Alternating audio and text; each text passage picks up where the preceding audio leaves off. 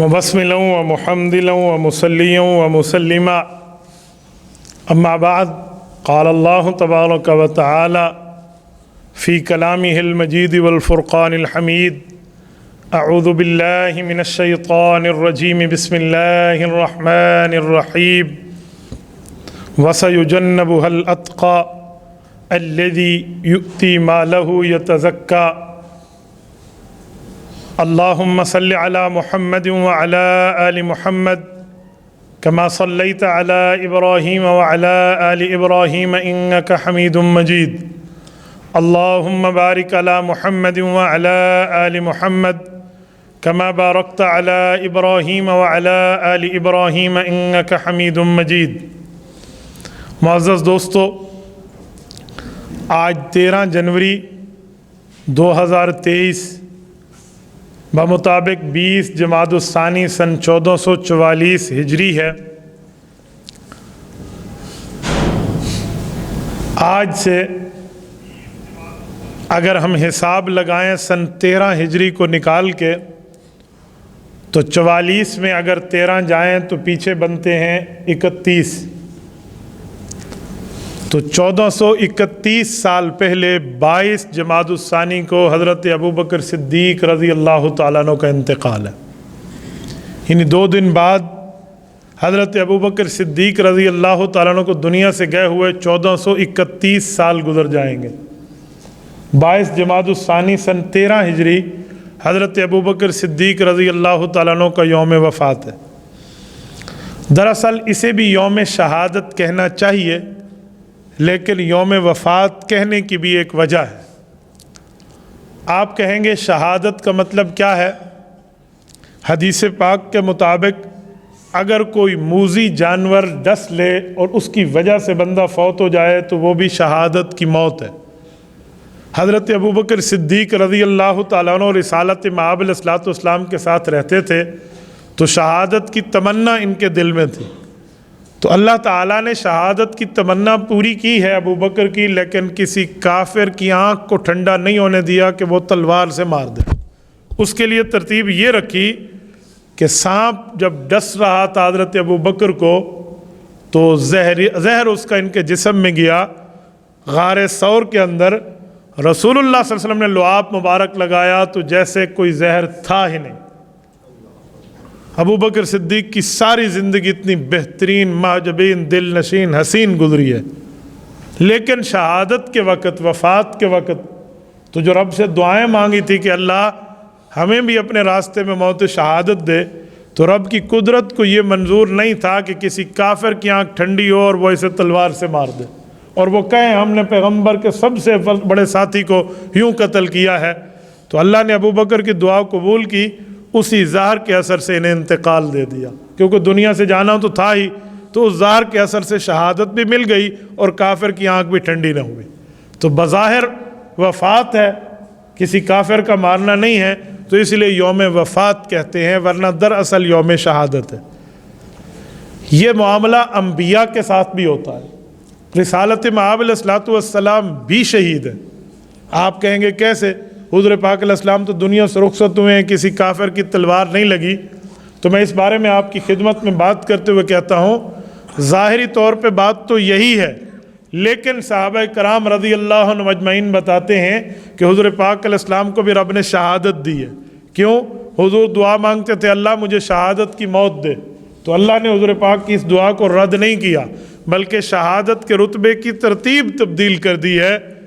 سن 7 ہجری میں جس عورت نے حضور پاک کو زہریلا کھانا دیا، حضور پاک کے ساتھ ایک صحابی شریک تھے حضرت بشر ابن برا ابن معرور رضی اللہ عنہ، وہ فوت ہو گئے، لیکن کھانا حضور پاک کو مطلع کر رہا تھا مجھے نہ کھائیں۔ آپ علیہ السلام نے لقمہ اگل دیا تو لیکن وہ کچھ اثر اندر گیا تھا، اللہ نے اس وقت روک دیا۔ دنیا سے جانے کا وعدہ پورا کیا تو وہی اثر شامل کر دیا تاکہ حضور پاک کی دعا قبول ہو، شہادت بھی ملے، کسی کافر کی آنکھ ٹھنڈی بھی نہ ہو کہ وہ کہے ہم نے تلوار ماری ہے۔ اور یہی بات رسالت مآب علیہ السلام نے بطور اشارہ دنیا سے جاتے ہوئے خود بتا دی تھی۔ صحیح بخاری میں حدیث موجود ہے، اما عائشہ رضی اللہ عنہ کو اللہ کے رسول نے فرمایا تھا لا ازال اجد علم الطعام الذي اکلت بخیبر، میں اس کھانے کی تکلیف کا اثر محسوس کر رہا ہوں۔ یہ وفات کے وقت حضور پاک علیہ الصلوۃ والسلام نے فرمایا۔ تو ابو بکر اور رسالت مآب کی مماثلت ہے، دونوں دنیا سے جب تشریف لے گئے ہیں، اللہ کے حکم کے سامنے لبیک فرمایا ہے، تو دونوں کو رب نے شہادت دی ہے، بطور وفات دی ہے، تاکہ رتبے شہادت کے مل جائیں اور کسی دشمن کی آنکھ بھی ٹھنڈی نہ ہو۔ حضرت ابوبکر صدیق وہ شخص ہے جن کا خیال اللہ بھی رکھتے ہیں، اللہ کے رسول بھی رکھتے ہیں۔ میں ایک بہت بڑا جملہ کہہ رہا ہوں، آپ کہیں گے کیا مطلب؟ اللہ بھی خیال رکھتے ہیں، رسول اللہ بھی ان کا خیال رکھتے ہیں، یہ کیسے؟ میرے دوستو، اللہ تعالیٰ نے ہر مسلمان صحابی کو اسلام کے بعد تو بہت بڑی نعمتیں دی ہیں کہ وہ اسلام قبول کر کے حضور پاک کا گرویدہ بنائے، لیکن اسلام سے پہلے کئی لوگ ایسے ہیں جنہوں نے شرک کیا ہے، پر ابو بکر کی ایسی حفاظت تھی کہ انہوں نے اسلام سے پہلے بھی شرک کوئی نہیں کیا۔ حضرت ابو بکر کے ابا کا نام ہے عثمان بن عامر ابی قحافہ، تو یہ اپنے بچے کو نابالغی میں، چھوٹی عمر تھی، ساتھ لے گئے بت خانے میں اور کہا یہ بت ہے، یہ رزق دیتا ہے، یہ کھانا دیتا ہے، یہ پینا دیتا ہے، یہ کپڑے دیتا ہے، یہ فلاں، اور خود عبادت میں مصروف ہو گئے بتوں کی۔ بچے کو ٹھہرا دیا بھئی ان کے ساتھ ان کا انٹروڈکشن ہوگا، تعارف ہوگا، کوئی لین دین شروع ہوگی، کل یہ بھی پرستش کرنے آئے گا۔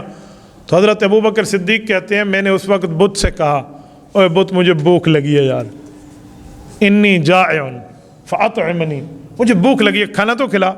کہتے ہیں فلم یجبنی، جواب اس نے کوئی نہیں دیا۔ یہ روایت ملا علی قاری رحمہ اللہ نے مرقات شرح مشکات میں لکھی ہے، جبار فی الجاہلیت و خوار فی الاسلام کی حدیث کی شرح میں لکھی ہے۔ تو حضرت ابوبکر کہتے ہیں میں نے انہیں کہا دوسری مرتبہ اس بت کو کہ یار اچھا یار اور چھوڑ دے، مجھے نیا کپڑا چاہیے، میں امی کے ساتھ ایک تقریب میں جاؤں گا، کوئی نیا سوٹ تو لا دے۔ فلم یجبنی، بت نے جواب نہ دیا۔ تو حضرت ابوبکر کہتے ہیں میں نے فاخذت الصخرہ، میں نے پتھر اٹھایا اور میں نے کہا میں تجھے دے مار کے تیرا کام پورا کرو، وہ اپنی حفاظت کر رہا۔ اس نے کیا حفاظت کرنی تھی، اسے ٹکڑوں میں بدل دیا۔ والد نے دیکھا تو پریشان ہو گیا، والد بھاگتے ہوئے کہا ابوبکر کیا کیا؟ چھوٹا تھا، بچے کی عمر تھی، تو والد نے کوئی اتنا غصہ نہیں کیا، لیکن کھینچتے ہوئے میری اماں کے پاس مجھے لایا اور آ کر مجھے کہا، میری اماں کو کہا کہ یہی سکھایا ہے اس کو۔ آپ کو پتہ ہے گھر میں کوئی بچہ استاد کی توہین کر دینا تو ماں باپ کی آنکھیں سرخ ہو جاتی ہیں۔ استاد، ولی، کوئی حکمران وہ تو دور رہا، یہاں کافروں کا نظریہ بتوں کے لیے خدا کا تھا، کسی استاد کی توہین کا مسئلہ نہیں تھا، جھوٹے خدا کا مسئلہ تھا، تو کتنا غصہ آیا ہوگا۔ تو میری اماں کو جب کہا نا تو حضرت ابوبکر کہتے ہیں میری اماں، حضرت ابوبکر کی اماں جان کا نام ہے حضرت سلمہ ام الخیر رضی اللہ تعالی عنہا، یہ ابوبکر صدیق رضی اللہ تعالیٰ کی اماں ہیں، کہتے ہیں انہوں نے جواب دیا، تو وہی جواب حضرت ابوبکر نے حضور پاک کو سنایا۔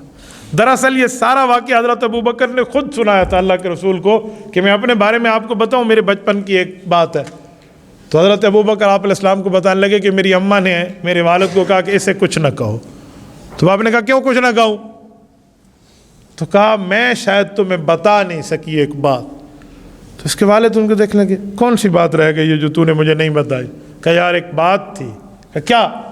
کہ جب یہ پیدا ہوا تھا نا تو اس وقت میں پین آف ڈیلیوری میں تھی، بچہ پیدا ہو رہا ہے، تو اس تکلیف میں آہ کرنے کے بجائے مجھے آسمان سے ایک فرشتے نے تسلی دی اور رب کریم کے پیغام کے لفظ میں تسلی دی، اور تسلی میں وہ لفظ سنا دیا ابوبکر کی والدہ نے ابوبکر کے والد کو، کہ مجھے کہا گیا یا امۃ اللہ بالتحقیق ابشری بالولد العتیق اسمہ فی السماء صدیق لمحمد صاحب و رفیق۔ یہ 4 الفاظ ہیں، کوشش ہونی چاہیے ہم میں ہر مسلمان کو یاد ہو، اپنے بچوں کو یاد کرائیں، بچیوں کو یاد کرائیں۔ یہ ابوبکر صدیق رضی اللہ تعالیٰ عنہ کے ساتھ، حضرت ابوبکر کے ساتھ اللہ تعالیٰ کی محبت دیکھیں۔ فرمایا یا امۃ اللہ بالتحقیق، یہ بات حق ہے کہ تو اللہ کی بندی ہے۔ ابشری بالولد العتیق، اور یہ بھی حقیقت ہے کہ ہم جو بچہ تمہیں دے رہے ہیں وہ جہنم سے آزاد ہے۔ اسمہ فی السماء صدیق، اس کا تعارف صرف زمین پہ نہیں، اس کا تعارف آسمان پہ فرشتوں کے ہاں ہوگا، لیکن فرشتے اسے صدیق کے لفظ کے ساتھ جانیں گے۔ لمحمد صاحب و رفیق، محمد صلی اللہ علیہ وسلم آئیں گے، یہ ان کا ساتھی بھی بنے گا اور ان کا دوست بھی ہوگا۔ یہ ابو بکر صدیق کی حفاظت بتوں سے عبادت کے لیے اللہ تعالیٰ نے کی ہے۔ تو آپ بتائیں حضرت ابو بکر صدیق رضی اللہ عنہ کا کتنا بڑا رتبہ ہے؟ یعنی ایسا شخص آپ کو کہاں ملے گا کہ جب بت پرستی دنیا میں ہوتی تھی وہ بت پرستی سے باز رہا، شراب پی جاتی تھی، ابھی تک اسلام کا اعلان نہیں تھا کہ شراب حرام ہو، ابو بکر صدیق نے حالت جاہلیت میں یعنی کلمہ پڑھنے سے پہلے بھی شراب کا ایک قطرہ کبھی منہ کو نہیں لگایا۔ بائی نیچر انہیں پسند نہیں تھی، فطرتی طور پہ نہیں چاہتے تھے، اسلام نے تو بعد میں آ کے اس کو حرام قرار دیا۔ جب پی جاتی تھی، جب گناہ بھی نہیں تھا کہ اسلام نے منع نہیں کیا، تو ابو بکر نے تب بھی نہیں پی شراب۔ اس طرح ان کی حفاظتیں ہوئی، اور حضرت ابو بکر صدیق رضی اللہ عنہ کی حفاظت اللہ نے کی۔ اب دیکھیں رسول اللہ صلی اللہ علیہ وسلم ابو بکر صدیق کے رتبے، مقام، مرتبے کی حفاظت کتنے موقعوں پر فرماتے۔ صحیح بخاری جلد اول کتاب المناقب اٹھائیے، باب مناقب ابی بکر اٹھائیے۔ حضرت رسول اللہ صلی اللہ علیہ وآلہ وسلم کے پاس حضرت عمر آئے حضرت ابو بکر صدیق کی ایک شکایت لے کر کہ ایسا ہوا اور ابو بکر نے میرے ساتھ ایسے کیا۔ پیچھے حضرت ابو بکر بھی دوڑتے ہوئے آ گئے کہ یا رسول اللہ آپ نے اس کی بات بھی سن لی، اب میری بات بھی سن لیں، میں نے زیادتی کی لیکن میں نے معافی بھی مانگی، کہ چھوٹی سی بات مجھ سے ہو گئی، اس کا دل دکھا، میں نے معافی مانگی، میں نے معذرت کی۔ تو حضور پاک علیہ السلام نے حضرت عمر کو دیکھا کہ ہاں، تو حضرت عمر نے کہا جی معافی مانگی لیکن میں آپ کے پاس آیا۔ حضرت عمر رضی اللہ تعالیٰ عنہ حضرت رسول اللہ صلی اللہ علیہ وسلم کے ساتھ ایک مزید محبت میں اپنے لیے ایک مزید ریلیف لینا چاہتے تھے کہ حضرت ابو بکر صدیق کو کہہ سکیں کہ میرے فیور میں آپ علیہ السلام نے یہ بات بھی فرمائی۔ ٹھیک ہے معافی تو ہو گئی تھی، لیکن اس موقع پہ اللہ کے رسول صلی اللہ علیہ وسلم نے مزید فیور نہیں دی حضرت عمر کو، بلکہ حضرت عمر فاروق کو یوں دیکھ کر کہا عمر یہ میرا ساتھی ہے، اس کو میرے لیے بھی تم میں معاف کرنے کی صلاحیت نہیں ہے، اسے معاف نہیں کر سکتے؟ مفہوم ہے کہ آپ میرے لیے میرے ساتھی کو نہیں چھوڑ سکتے تم؟ اور پھر آپ علیہ الصلوۃ والسلام نے بڑے جلال میں آ کے فرمایا عمر جب لوگ میری تکذیب کر کے کہہ رہے تھے نعوذ باللہ تو جھوٹا ہے، یہ تھا جو مجھے سینے سے لگا کے کہہ رہا تھا آپ سچے ہیں۔ جب لوگوں نے میرے اوپر مال لگانا چھوڑ دیا، ابو بکر نے مال کے دروازے میرے لیے کھول لیے۔ انتم تارکو لی صاحبیا، تم میرے لیے میرے ساتھی کو نہیں چھوڑ سکتے۔ یعنی اتنی حفاظت کے معاملات میں پیش نظر کسی کو رکھنا، یہ ابو بکر صدیق کا مقام۔ کئی مواقع ایسے آئے ہیں جہاں بڑے بڑے اجلہ صحابہ کرام میں یوں ہمت نہیں تھی کہ حضور پاک علیہ السلام کا سامنا کریں، وہاں ابو بکر جاتے تھے۔ اللہ تعالیٰ آپ کو مدینہ طیبہ لے جائے۔ منطقہ مدینہ میں آج بھی 160 کلومیٹر کا سفر ہے، بدر کا مقام، بدر سٹی بہترین جگہ ہے۔ اصحاب شہدائے بدر کی قبور بھی ہے، 14 بدر کے شہداء حضرت محجب بن عبداللہ رضی اللہ تعالیٰ عنہ سمیت، اور ادھر ابو جہل ملعون کی قبر بھی ہے جس کو قلیب بدر کہتے ہیں۔ وہاں 24 کفار ابو جہل کے ساتھ اکٹھے قبر پہ دفن ہے، نہ کوئی جنازہ، نہ کوئی کفن، نہ کوئی دفن، یہ وہاں موجود ہے۔ اس بدر کی وادی میں جب آپ علیہ الصلوۃ والسلام پہنچے ہیں تو بدر کب ہوا؟ سن 2 ہجری میں، اب 1444 ہجری ہے، 1442 سال پہلے کی بات کر رہا ہوں۔ رسالت امام علیہ السلام نے دعا شروع کی، 313 صحابہ، ادھر 1000 کافر، یوں دعا مانگی، یوں ہاتھ جاتے جاتے یہاں تک پہنچ گئے تھے۔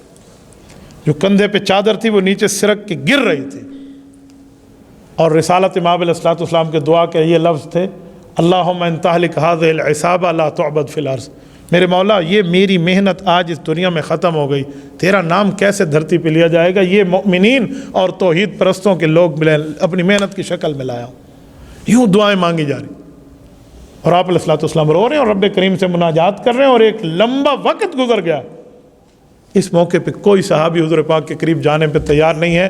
حضرت ابو بکر گئے اور کندھے سے چمٹ کے آپ علیہ الصلوۃ والسلام کی مہر نبوت کو بوسہ دے کر کہا کہ یا رسول اللہ آپ یہ چادر بھی صحیح فرما لیں، اور میں یقین سے کہتا ہوں کہ آپ کے ان آنسوؤں کو رب ضائع نہیں کرے گا۔ اس طرح کے تسلی کے الفاظ کسی امتی میں ہمت نہیں ہوتی کہ وہ نبی کو تسلی دے سکے۔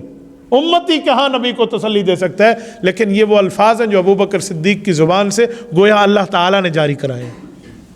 بعض موقعوں پہ اللہ تعالیٰ کسی اپنے بندے کے منہ سے وہ لفظ جاری کرا دیتے ہیں جس سے نبوت کو تسلی ملتی ہے۔ جیسے حضرت رسول اللہ جب آئے تھے غار حرا سے اور آپ علیہ السلام نے فرمایا تھا زمیلونی، مجھے چادر پہنا دو، اور وحی کے نزول کا بوجھ تھا، تو حضرت اماں خدیجہ نے تسلی دیتے ہوئے فرمایا تھا نا واللہ لا یخزئک ابدا، اللہ آپ کو ضائع نہیں کرے گا، انک لتصل الرحم وتحمل القلب وتقرئ الضیف وتکسب المعدوم وتعین علی نوائب الحق، آپ تو مہمان کا اکرام کرنے والے ہیں، ان کے لیے کماتے ہیں جن کے لیے کمانے والا کوئی نہیں ہے، آپ تو ہاتھ ساتھ میں ساتھی ہیں، آپ تو مہمان کی عزت کرتے ہیں، آپ تو صلہ رحمی کرتے ہیں، اللہ آپ کو ضائع نہیں کرے گا۔ آپ اٹھائیے صحیح بخاری کی کوئی شرح اٹھا لیں، چلو عربی شرح چھوڑے، میں آپ کو اردو شرح مفتی تقی عثمانی صاحب دامت برکاتہم کی انعام الباری اٹھائے، وہ اس حدیث کے تحت لکھتے ہیں کہ خلاصہ یہ کہ یہ لفظ حضرت خدیجہ کے کیسے ہیں، کیا خدیجہ رضی اللہ عنہا امتیہ ہو کر حضور کو تسلی ایک نبی کو دے سکتی ہیں؟ کہا زبان خدیجہ کی تھی، لفظ اللہ کے القاء کیے ہوئے تھے، وہ اللہ کے الفاظ میں حضور کو تسلی آئی تھی۔ تو یہاں بھی ایسے حضرت ابوبکر صدیق رضی اللہ تعالیٰ عنہ کی زبان سے یہ جو الفاظ ہیں، آپ علیہ الصلوۃ والسلام نے وہاں پر دعا پوری فرما لی ہے۔ تو اس طرح حضرت ابوبکر کا مرتبہ، اور کبھی کوئی شخص چلتے ہوئے حضرت ابوبکر صدیق سے تھوڑا آگے چلنے لگے نا، تو حضرت پاک علیہ السلام ٹوک دیا کرتے تھے، فرماتے تھے، تنبیہ کرتے تھے کہ ابوبکر کے آگے نہ چلو، اور کئی موقع تو ایسے آئے ہیں جہاں پر وجہ بھی بتا دیا کہ آگے کیوں نہ چلو۔ میں ایک حدیث پاک آپ کی خدمت میں لاتا ہوں، یہ کتاب السنہ میں حضرت امام ابوبکر عاصم الشیبانی رحمہ اللہ کتاب السنہ میں حدیث پاک لائے ہیں، حضرت ابو دردہ رضی اللہ تعالیٰ عنہ کی حدیث ہے، کتاب السنہ جلد نمبر 2 صفحہ 578 کی۔ حضرت ابی دردہ کہتے ہیں رعانی رسول اللہ صلی اللہ علیہ وسلم وانا امشی بین یدی ابی بکر رضی اللہ عنہ، کہا ایک مرتبہ میں ابو بکر صدیق کے ساتھ چلتے ہوئے تھوڑا آگے چلنے لگا، ابو بکر میرے پیچھے تھے، رسول اللہ صلی اللہ علیہ وسلم نے مجھے دیکھ لیا اور فرمایا لما تمشی امام من ہوا خیر منک، ابو دردہ اس سے آگے چل رہے ہو تم سے بہتر ہے، اس کے آگے چل رہے ہو جو تم سے بہتر ہے، کیوں چل رہے ہو؟ لما تمشی، سوال پوچھو کیوں چل رہے ہو؟ آپ کو تو اس کے آگے نہیں چلنا چاہیے۔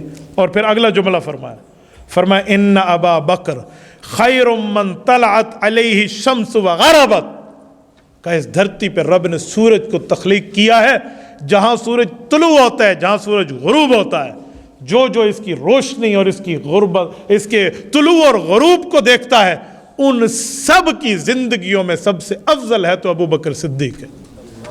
من طلعت علیہ الشمس وغربت، جہاں سورج طلوع ہوا، جہاں سورج غروب ہوا۔ یہ رسالت امام علیہ الصلوۃ والسلام نے اس حد تک حضرت ابوبکر صدیق رضی اللہ تعالیٰ عنہ کی حفاظت کے طور پہ فرمایا، اور یہی بات تمام صحابہ کرام حضرت ابوبکر کے بارے میں جانتے تھے۔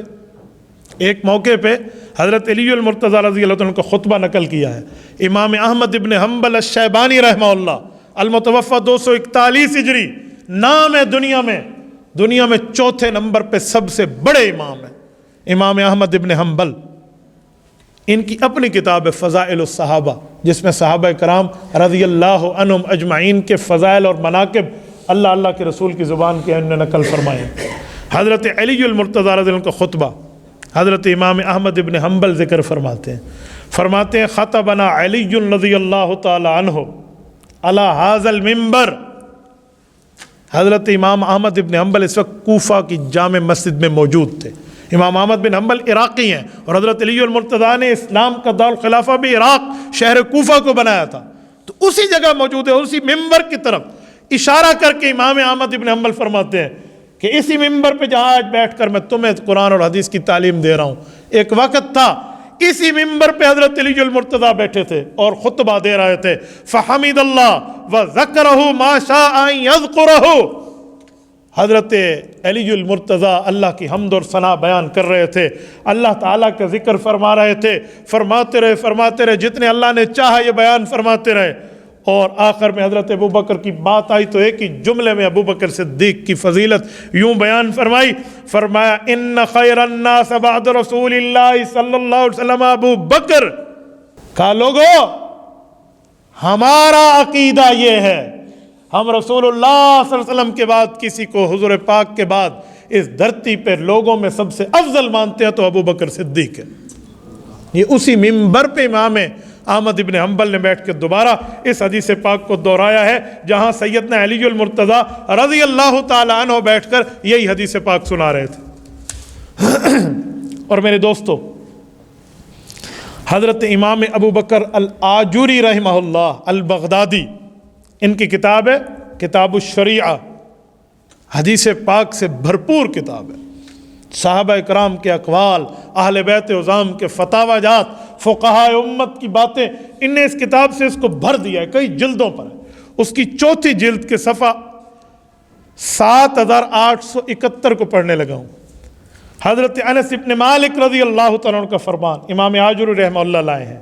وہ فرماتے ہیں، اس حدیث پاک پڑھنے سے پہلے ایک جملہ کہتا ہوں، یہ وہ حدیث ہے جس کو سننے سے پہلے آپ ایک بات سمجھ لیں۔ حضور پاک صلی اللہ علیہ وآلہ وسلم نے بڑے بڑے صحابہ کو جنت کی خوشخبریاں دی ہیں، تو جنتی، تو جنتی، تو جنت، جیسے عشرہ مبشرہ ہیں، جیسے باقی ہیں، نام لے کر بتا۔ حضرت علی المرتضیٰ کو فرمایا میں جنت میں تیرا گھر اپنے گھر کے سامنے دیکھ کر آیا ہوں۔ حضرت عمر کو فرمایا جنت میں تیرا گھر میں نے دیکھا اور مجھے فرشتوں نے کہا کہ تیری دلہن اندر بیٹھی ہے، یعنی حور، میں اندر نہیں گیا عمر، مجھے تیری غیرت یاد آ گئی۔ حضرت عمر رضی اللہ عنہ عرض کرنے لگے یا رسول اللہ آپ پہ کوئی غیرت؟ کہا نہیں میں تو نہیں گیا، میں نے کہا گھر والے سے میں نے نہیں پوچھا۔ اس طرح ایک ایک کو حضور پاک علیہ وسلم نے جنت کی خوشخبریاں دی ہیں۔ لیکن ابو بکر صدیق کے ساتھ تعلق کیسا ہے؟ حضرت ابو بکر صدیق کے ساتھ جنت کے معاملے میں رسول اللہ کا تعلق کیسا ہے؟ میں جب بھی اس حدیث پاک کو پڑھتا ہوں میرا اللہ جانتے ہیں میرے جسم کے رونگٹے کھڑے ہو جاتے کہ محبت دیکھیں حضور پاک علیہ السلام کی حضرت ابو بکر صدیق سے۔ حضرت انس کہتے ہیں ایک مرتبہ رسالت امام علیہ السلام نے ہاتھ اٹھائے ہوئے تھے اور دعا کر رہے تھے۔ رفع رسول اللہ صلی اللہ علیہ وسلم یدہ وقال، ہاتھ اٹھائے ہوئے اللہ سے دعا کی، فرمایا اللہم اجعل ابا بکر معی فی درجتی یوم القیامہ، ابو بکر ایسا میرا صحابی ہے میرے اللہ، جنت میں بھی میرے مقام میں اس کو میرا ساتھی بنا دینا۔ صرف یہ نہیں کہا یہ جنتی ہے، صرف یہ نہیں کہا تجھے جنت ملے گی، اس سے اوپر کا معاملہ ہے۔ ابو بکر صدیق سے محبت اس سے بہت اونچی باتیں ہیں۔ یہ نہیں ہے تو جنتی ہے، یہ نہیں ہے تجھے جنت ملے گی، تجھے بڑا انعام ملے گا، بڑا مقام اور مرتبہ ملے گا۔ جیسے پیغمبر کے جنتی ہونے میں شک نہیں ہے ویسے ابو بکر کے جنتی ہونے میں شک نہیں ہے۔ تبھی فرمایا اللہ جو میرا مقام ہونا اس میں ابو بکر کو میرا ساتھی جنت میں بھی رکھنا، یعنی ابو بکر جنتی ہے، یہ تو ڈیفینیٹلی بات ہے، انڈرسٹوڈ ہے، اس پر کوئی بات کی ضرورت نہیں ہے۔ ایک مزید بات ہو رہی ہے کہ جنت میں ابو بکر کا مقام کہاں ہوگا؟ حضور پاک نے فرمایا اللہ اس میرے مقام میں اسے رکھ دے۔ جب یہ بات حضور پاک نے بطور دعا کی اور دعا ختم کی، حضرت انس کہتے ہیں میں رسالت امام علیہ السلام کے چہرے اقدس کو دیکھ رہا ہوں، حضور پاک صلی اللہ علیہ وسلم کو رب کریم کی طرف سے خوشخبری آئی، فَأَوْحَى إِلَيْهِ، رب کریم کی طرف سے حضور پاک کو جواب آیا اور چہرہ نبوی نے اس جواب کو سنایا۔ حضور پاک نے فرمایا اللہ نے مجھے بتایا انی قد استجبت لک، پیغمبر دعا تو نے کی ہے، قبول ہم نے کر لی ہے، یعنی یوں دعا مانگی اور یوں ہو گیا۔ یہ ابو بکر صدیق رضی اللہ تعالیٰ عنہ کے ساتھ حضور پاک علیہ السلام کا تعلق۔